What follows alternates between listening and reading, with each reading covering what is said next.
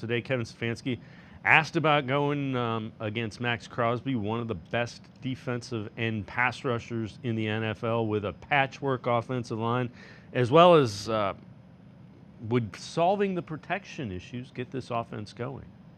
I think playing good offensive football really takes all 11 doing their job, us as coaches putting those guys in position. I wouldn't say it's one thing, it's just protection. We have to be better, and better is efficient in everything we're doing, and then finding explosives as well. Max Crosby, just what makes him special, and how different was he with that high ankle last week? Not much different to me. I mean, his motor's unbelievable. He rarely comes off the field, but just gives you everything he has. He's long, he's athletic, he plays through the whistle. He's a great player. Let's welcome in Tim Bielik from the Plain Dealer, cleveland.com. Tim, I know you did a fact or fiction. So Browns offensive line, the team's biggest liability, fact or fiction? I said it's a fact right now. I mean, you can look at really everything on the offense as an issue.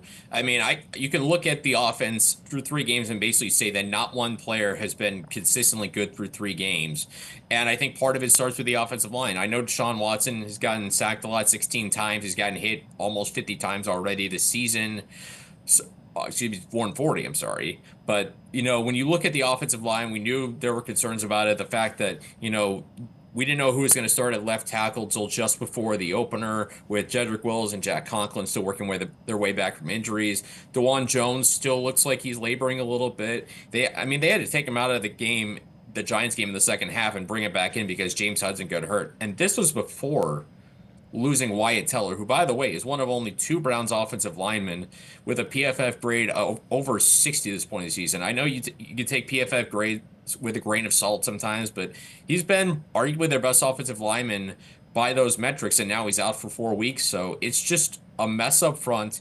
And even in the Giants game, the most stable part of that group, the interior, just got dominated by Dexter Lawrence in that front and all those different stunts. So really, they have not been able to protect Deshaun Watson. They have not really been able to run the football. And that was a Giants defense that was one of the worst in the NFL at run defense.